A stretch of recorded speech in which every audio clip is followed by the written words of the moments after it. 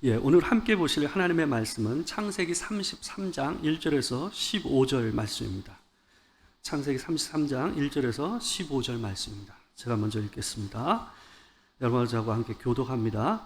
야곱이 눈을 들어보니 에서가 400명의 장정을 거느리고 오고 있는지라 그의 자식들을 나누어 레아와 라헬과 두 여종에게 맡기고 여종들과 그들의 자식들은 앞에 두고 레아와 그 자식들은 다음에 두고 라헬과 요셉은 뒤에 두고 자기는 그들 앞에서 나아가되 몸을 7번 땅에 굽히며 그의 형 에서에게 가까이 가니 에서가 달려와서 그를 맞이하여 안고 목을 어긋 맞추어 그와 입 맞추고 서로 우니라.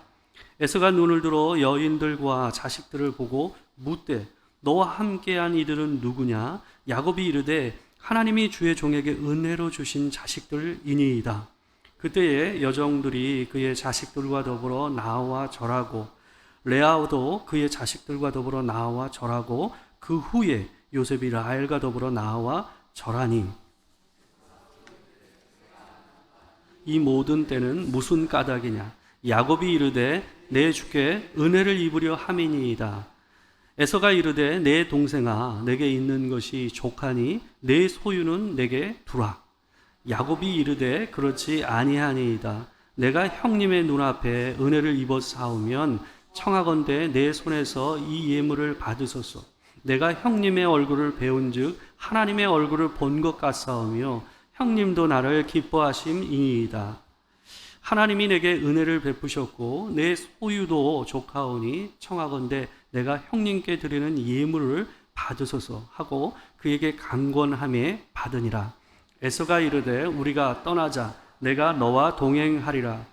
야곱이 그에게 이르되 내 주도 아시거니와 자식들은 연약하고 내게 있는 양떼와 소가 새끼를 데리고 있은즉 하루만 지나치게 몰면 모든 떼가 죽으리니 청하건대 내 주는 종보다 앞서 가소서. 나는 앞에 가는 가축과 자식들의 걸음대로 천천히 인도하여 세일로 가서 내 주께 나아가리이다. 다 같이 읽겠습니다.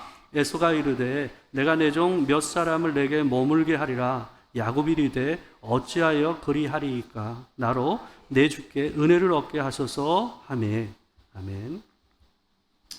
오늘은 창세기 33장 1절에서 15절 말씀을 가지고 은혜를 받은 사람이라는 제목으로 말씀을 전하도록 하겠습니다. 여러분 지난주에 우리는 이 야곱이 하나님을 이기는 기도를 통해서 야곱이라는 이름, 이 부끄러운 이름을 뒤로하고 하나님께서 새롭게 주신 이 이스라엘이라는 이름을 통해서 새로운 삶, 회복된 삶을 얻게 되는 이야기를 우리가 봤습니다. 여러분 오늘 본문에서는 용서를 비는 사람과 용서를 해주는 사람의 어떤 전형적인 모습을 볼 수 있는 본문입니다.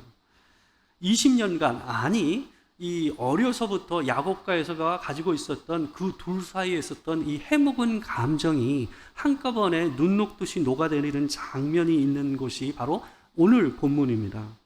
그런데 이 대면의 과정 가운데 보게 되면 하나님께서 야곱을 대면해 주신 것, 바로 이 분이엘이라는 이 사건과 야곱이 에서를 대면하는 이 사건이 오버랩돼서 이 두 가지가 겹쳐서서 이 오늘 본문을 이루고 있다는 것을 우리가 잘 보면 볼 수가 있습니다. 굉장히 중요한 내용이 담겨져 있습니다. 야곱이 10절에서 형 에서에게 내가 형님의 얼굴을 배운 즉 하나님의 얼굴을 본 것 같습니다 라고 얘기하는 장면이 있습니다.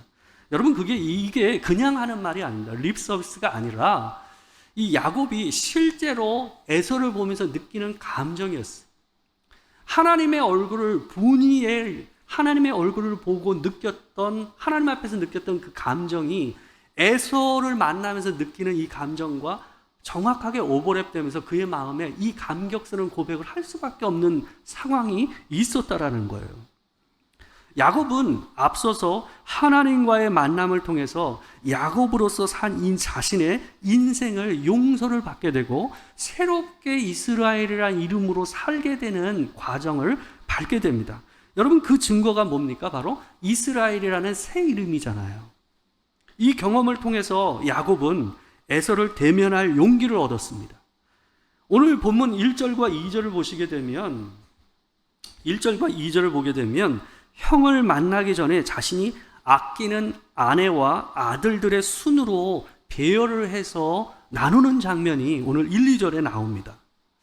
그러니까 이 장면을 보게 되면 여전히 야곱이 자기의 성정을 버리지 못했구나 하는 걸 느낄 수밖에 없어요. 그러니까 자기가 가장 사랑하는 라헬과 요셉은 제일 뒤에 있고요.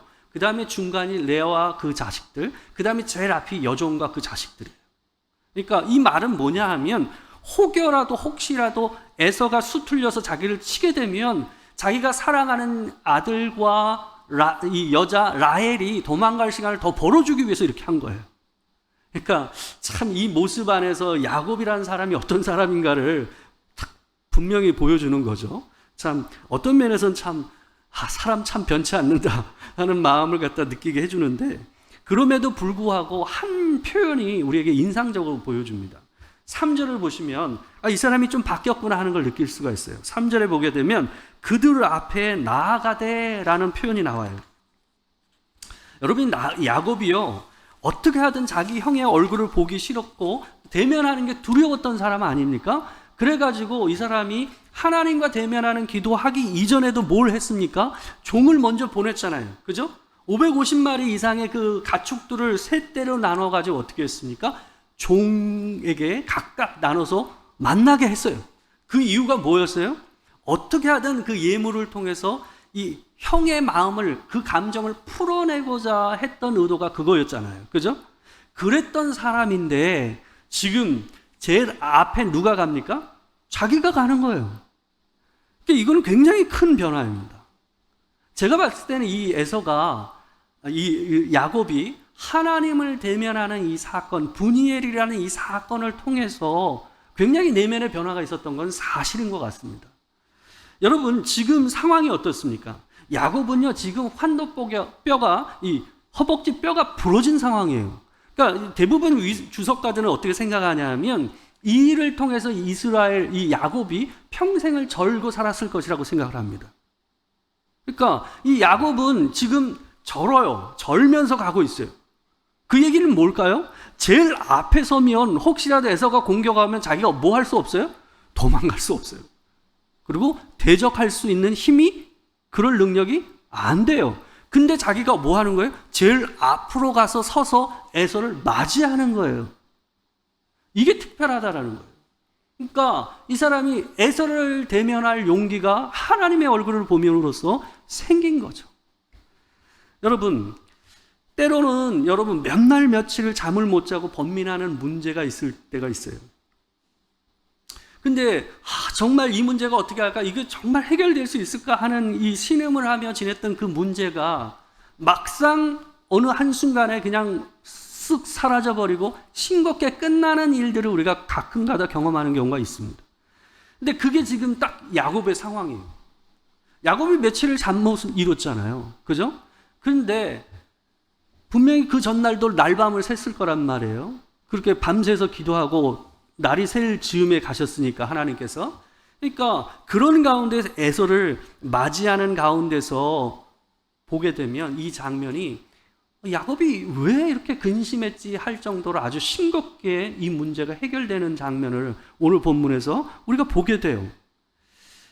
여러분, 야곱은 위골된 상태에서도 에서를 보고 7번 엎드려서 절을 합니다. 그러니까 저 앞쪽에 에서가 있는 거예요. 그러니까 절을 하면서 앞쪽으로 나갔던 것 같아요.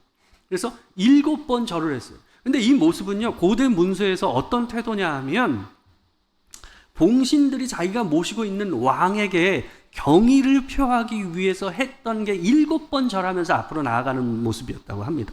그러니까 아마 이 7번의 절을 받았던 에서의 입장에서도 이 야곱의 이런 태도가 너무 당혹스러울 정도로 과하다라는 느낌이 들었을 가능성이 높습니다.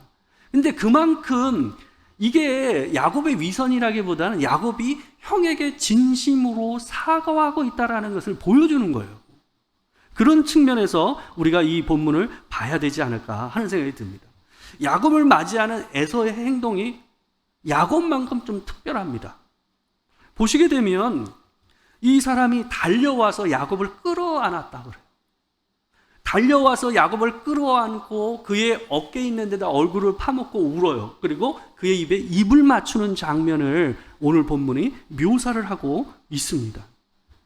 형의 태도 그 자체만으로도 여러분 어땠을까요? 야곱이 두려워했던 마음, 근심했던 마음이 한순간에 뭐였을까요? 싹 없어졌을 겁니다. 그러지 않았겠습니까? 그래서 야곱도 한순간에 형과 더불어서 뭐 했을까요? 통곡하듯이 같이 울었습니다. 여러분, 근데 이 순간에 야곱은 어제 만난 하나님과의 만남의 장면과 형 에서와의 만남의 장면이 오버랩돼서 딱 하나로 포개지는 것을 스스로 느낀 거예요. 여러분, 그래서 이 사람은 형에게 이렇게 얘기했던 거예요. 10절에서 형의 얼굴을 보니 하나님의 얼굴을 본 것 같다라고 고백을 한 것입니다. 여러분, 이게 그냥 하는 말이 아니에요. 진짜 그런 감정으로 느낀 거예요. 여러분, 그럼에도 야곱은 언제 또 돌변할지 모르는 상황 앞에서 긴장의 끈을 놓을 수가 없었습니다. 앞서가서 이 에서에게 예물을 전달한 종들에게 줬던 말이 있었잖아요. 뭐라고 그랬습니까? 이 예물이라는 표현을 썼고 또한 에서를 주인이라고 하고 자기를 종이라고 표현한 거예요. 그래서 이런 표현 자체가 이전에 있었던 축복권을 갖다 빼앗는 장면, 또 그 예언의 내용을 뒤집는 표현이라는 걸 제가 지난주에 말씀드렸습니다. 지금도 자기를 종이라고 그러고 에서를 주인이라고 표현하면서 얘기를 하고 있는 거예요.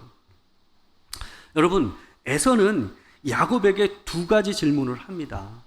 첫 번째 질문이 5절에 나와요. 우리 5절이 있는데 같이 한번 읽겠습니다. 자, 시작. 에서가 눈을 들어 여인들과 자식들을 보고 묻되 너와 함께한 이들은 누구냐? 야곱이 이르되 하나님이 주의 종에게 은혜로 주신 자식들이니이다. 여러분, 에서는 야곱의 뒤에 따라온 여인들과 자식들, 이 사람들, 아이들을 보면서 묻고 있어요. 근데 아마 분명히 예측하지 않았을까요? 야곱의 부인과 자녀들이었을 것이라고 분명히 예측했을 것입니다. 그러니까 이렇게 묻는 것은 의도가 뭐냐 하면 너희 가족을 내게 소개시켜 달라는 의도에서 아마 이렇게 얘기했을 가능성이 높습니다. 그래서 5절에서 야곱이 그 질문을 듣고 이렇게 대답을 합니다. 하나님이 주의 종에게 은혜로 주신 자식들이니이다. 여러분, 이 표현은요, 에서의 두 번째 질문에 대한 야곱의 대답에서도 나와요. 여러분, 인사를 나눈 후에 8절에서 에서는 두 번째로 묻습니다. 내가 만난 바 이 모든 때는 무슨 까닭이냐? 에서는 이미 알고 있었어요. 왜냐하면 종을 통해서 이 얘기를 들었잖아요. 이게 무슨 때인지를. 그죠? 내가 드리는 예물이다 하는 것을 들었어요. 그렇지만 이게 어떤 상황인지에 대해서 좀 더 야곱에게 확인하고 싶어서 얘기를 한 것 같습니다. 근데 야곱이 이렇게 대답을 합니다. 이 8절에서 그렇게 얘기하고요. 이 있는데 보게 되면 내 주께 은혜를 입으려 함이니다 라고 야곱이 여기서도 은혜를 얘기하고 있어요.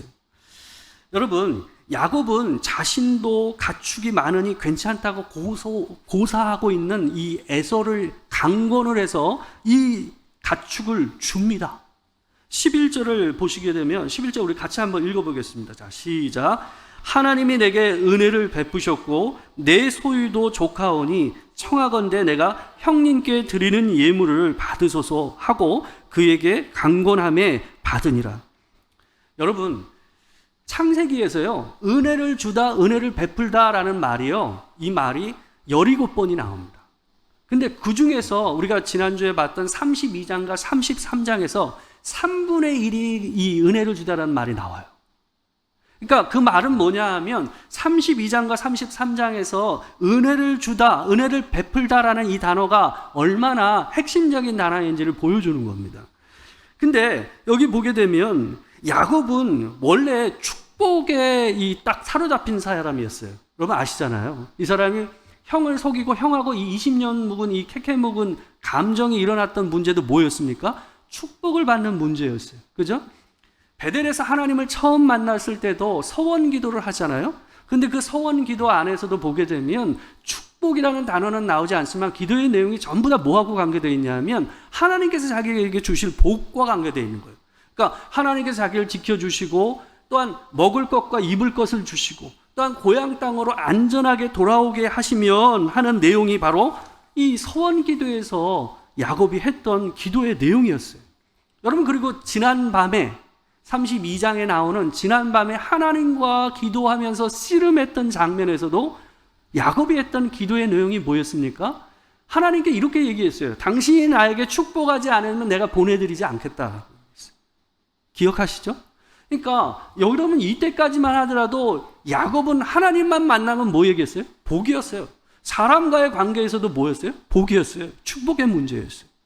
근데 오늘 본문에서는 이상하게 축복이라는 말을 쓰지 않고 은혜를 주다라는 말을 4번이나 사용하고 있어요. 여러분, 이게 두 가지 이유가 있습니다. 첫 번째는 뭐냐 하면 축복이라는 말이 에서와의 관계에서는 금기어예요. 왜냐하면 이전에 캐캐 묵은 감정을 다시 기억나게 하잖아요. 그러니까 이 단어를 일부러 안 쓰고 있는 거예요. 두 번째는 더 중요한 이유인데요. 그게 뭐냐 하면 야곱이 에서에게 전달하고자 하는 메시지, 자기의 마음을 전달하고자 하는 그 메시지가 축복이라는 말로는 전달이 안 되는 거예요. 은혜라는 말이 딱 자기가 말하고 싶은 얘기를 담을 수 있는 단어였기 때문에 일부러 은혜를 주다라는 히브리어 하난이라는 단어를 쓰고 있는 거예요. 여러분, 야곱은 자신이 산 20년을 하나님께서 주신 은혜라는 말로 요약을 해서 표현하고 있습니다. 여러분, 축복이라는 말은요, 복을 빌어준다는 말 아니에요? 여러분, 그에 비해서 은혜라는 말은 뭐냐 하면 내가 받을 자격이 없는데 내가 죄인이에요. 근데 은혜로 하나님께서 내게 뭐 하는 거예요? 선물로 주신 거를 표현할 때 은혜라는 말을 쓰는 거예요. 그죠? 근데 그에 반해서 축복은 어떻습니까? 축복은 자기가 죄인이 아니어도 돼요. 축복의 관계는 상하의 관계예요. 축복을 주는 사람이 위에 있는 사람이고 축복을 받는 사람이 밑에 사람이에요. 이 관계만 확인하면 되는 거예요. 근데 은혜라는 말 안에는 항상 뭐예요? 내가 용서받아야 될 사람, 죄인이라는 개념이 있는 거예요. 그리고 상대방이 뭐예요? 나에게 용서를 해줄 존재가 있어야 돼요. 그게 은혜의 개념과 관계되는 내용이에요. 그러니까 여러분, 지금 이 본문에서 야곱이 이 표현을 써서, 이 단어를 써서 얘기하고 있는 것은 뭐냐 하면 하나님과 자기와의 관계에 있어서 하나님께서 죄인된 나를 20년 동안 나를 용서하시고 내게 복을 주사 지금껏 은혜를 주셔서 여기까지 내 삶을 살게 하셨다라는 거예요. 근데 그 은혜를 따라 형님도 나를 용서해 주십시오라고 지금 계속해서 얘기하고 있는 거예요. 이게 지금 야곱이 에서에게 보여주고 있는 태도입니다. 그 메시지예요. 여러분, 은혜의 관계는요, 예물이라는 단어하고 긴밀하게 연결이 되어 있어요. 우리가 지난주에 예물이라는 단어가 어떤 단어인지 말씀드렸어요. 예물이라는 단어는 제사 용어라고 말씀드렸습니다. 이거는 용서를 빌기 위해서, 속죄하기 위해서, 그리고 감정을 풀기 위해서 드리는 것, 그게 바로 뭐라? 그게 예물이라고 했어요. 근데 선물이라는 말을 쓰지 않고 야곱이 에서에게 주는 그 물건을, 가축들을 뭐라고 표현했다고 했어요? 예물이라고 표현하게 했어요. 여러분, 그게 굉장히 독특한 거예요. 그게 뭐예요? 자기가 당신에게 내가 죄를 지었습니다, 내가 잘못했습니다 하는 것을 온전히 표현하는 표현으로서 모든 단어와 행동을 거기에 맞춰서 야곱이 에서 앞에서 하고 있는 거예요. 그러니까 그것만 봐도 야곱이 진짜 자기 형 앞에서 자기의 잘못을, 용서를 빌고 있다는 것을 보여주고 있는 거예요. 여러분, 그래서 야곱은 이 은혜와 예물이라는 단어를 통해서 자신이 형 에서 앞에서 죄인임을 말하면서 또한 하나님께서 자신을 받으셔서 용서하신 세월 20년 동안 하신 그 은혜처럼 형님도 내게 그런 은혜를 베풀어 주십시오라고 이 말을 쓰고 있는 겁니다. 여러분, 그래서 8절에서 우리 8절과 10절을 한번 보십시오.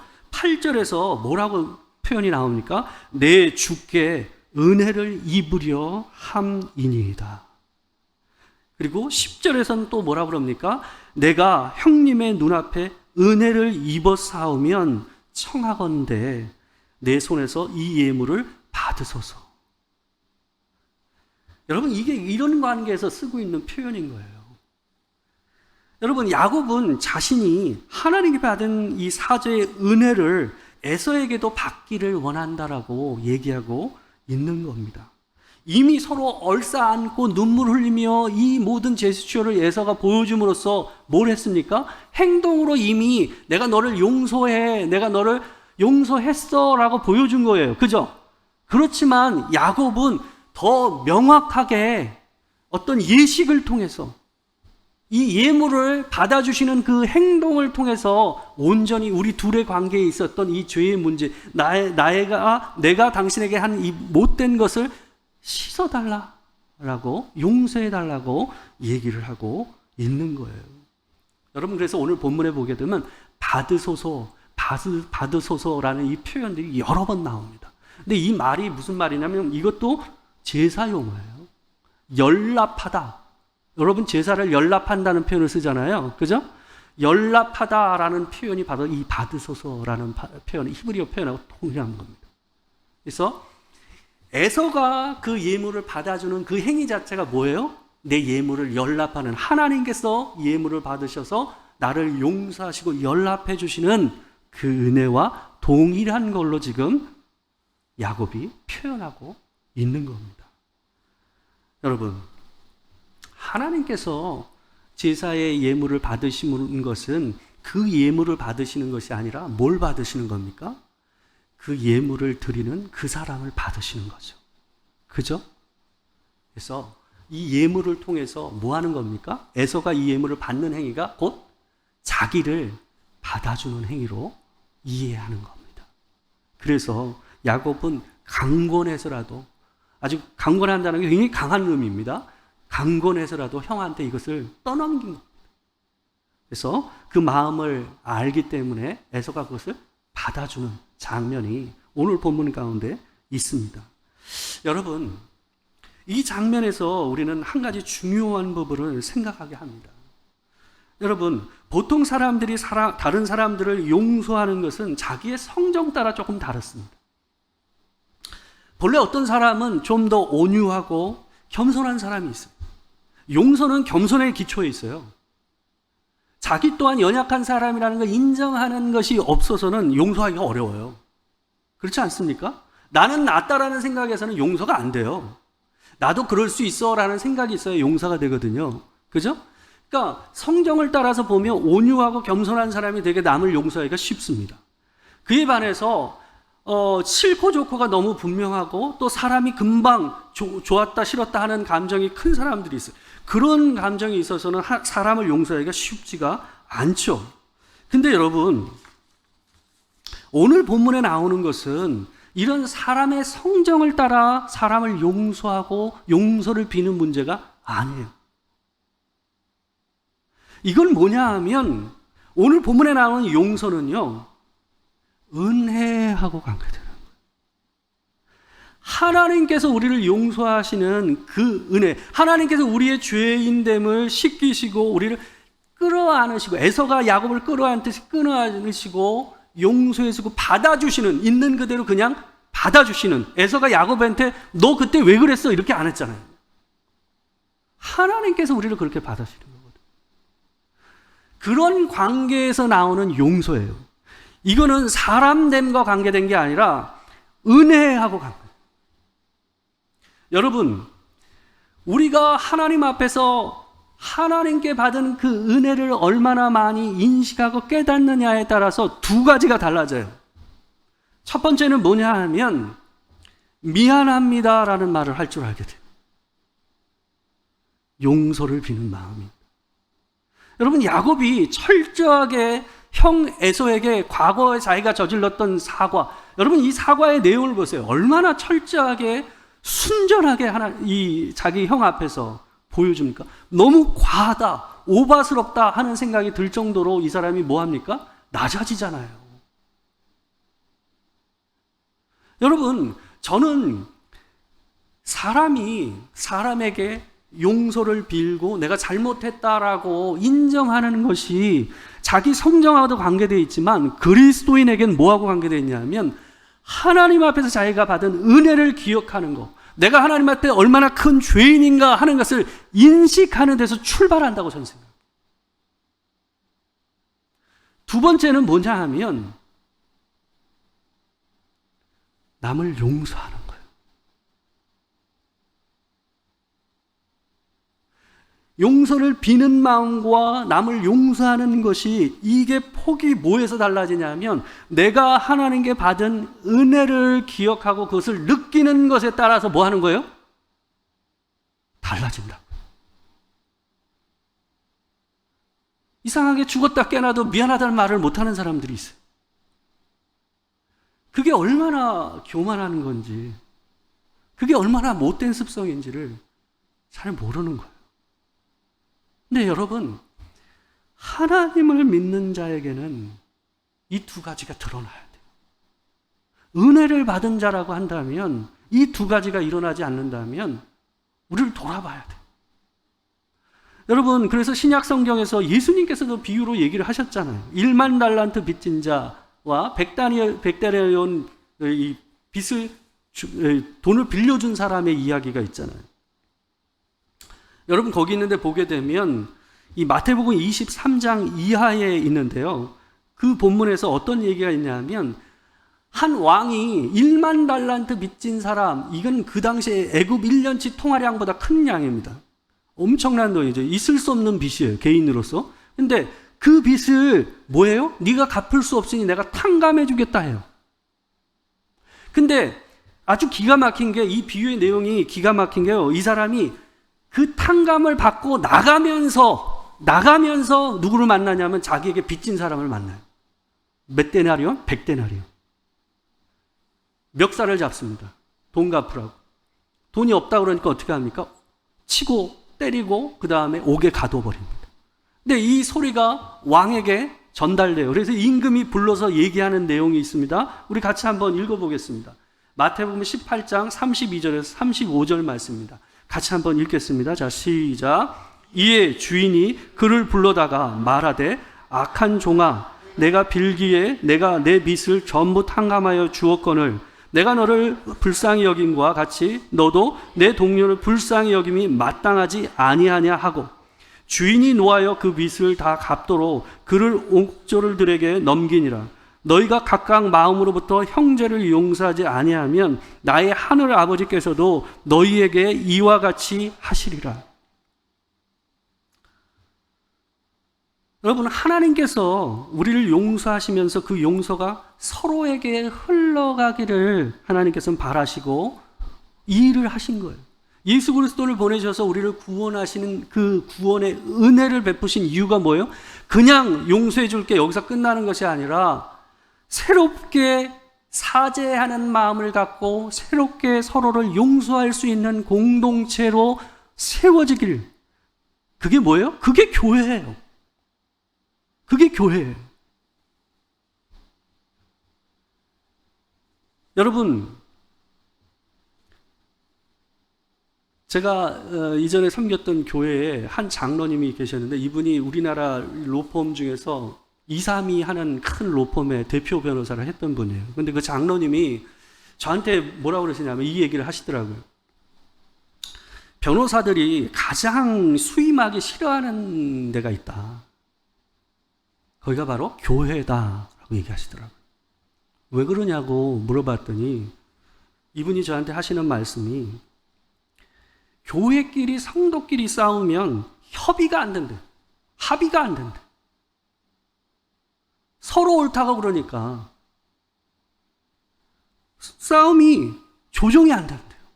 여러분, 유능한 변호사가 법정에서 승소하는 변호사가 아니라 제일 유능한 변호사는 법정에 가기 전에 협의와 합의를 이끌어내는 변호사인 거 여러분 아시잖아요. 그게 변호사의 가장 큰 능력이거든요. 근데 교회끼리 싸우면, 교회 안에 성도들끼리 싸우면 합의가 안 된다. 협의가 안 된다. 여러분, 왜 그럴까요? 자기는 다 맞고 저 사람은 다 틀렸다고 그러니까. 잘못했다고 얘기하는 사람이 없는 거예요. 그러니까 이쪽이 나는 이건 좀 잘못했어. 그리고 이쪽이 그래 맞아 나도 이쪽은 내가 잘못했어. 그러면 끝나는 거거든요. 그러면 협의가 되잖아요. 근데 단 하나도 자기가 잘못했다고 얘기를 안 하니까 문제가 해결이 안 되는 거죠. 여러분, 은혜를 받았다라는 말을 입에 달고 사는 사람들이 여러분과 접니다. 그러잖아요. 교회에서 제일 많이 하는 말이 뭡니까? 은혜 받았다라는 말. 은혜로. 근데 은혜에 가장 인색한 사람이 뭐예요? 우리라는 거죠. 여러분, 제가 해보니까요, 돈으로, 재능으로, 몸으로 은혜를 베푸는 게 제일 쉬워요. 용서를 베푸는 걸로 은혜를 베푸는 게 제일 어렵더라고요. 그게 제일 안 돼요.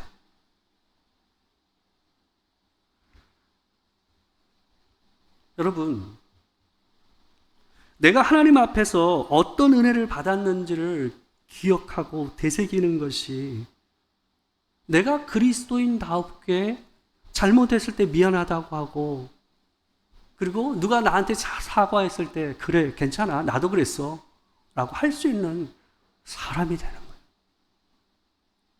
그게 교회예요. 십자가가 뭡니까? 십자가가 그거 아닙니까? 교회마다 십자가 없는 교회가 어디 있습니까? 여러분, 우리가 진리 위에 있습니다. 옳은 것 위에 있습니다. 그렇지만 우리가 은혜로 십자가를 알게 됐고 은혜로 진리를 배웠다라는 것을 항상 기억하는 여러분과 제가 되길 주의 이름으로 축원합니다. 기도하겠습니다. 사랑하는 주님, 야곱과 에서가 형제였음에도 불구하고 너무나도 긴 시간 동안 서로를 미워하고 두려워하고 껄끄러운 관계로 살아왔습니다. 하나님, 야곱이 은혜를 배우고 나서 비로소 자기가 형에게 진심으로 사과하고 또 용서를 받게 되는 장면을 보게 됩니다. 아버지 하나님, 주께서 아들을 보내사 우리를 위하여 그 놀라운 은혜를 베풀어 주셨지만 하나님, 저를 봐도 내 안에 과연 주께서 주신 그 은혜가 다른 사람에게 흘러가고 있는가 하는 것을 볼 때에 부끄럽습니다. 하나님, 항상 그 은혜가 내 안에만 머물러 있는 것을 느낄 때가 있습니다.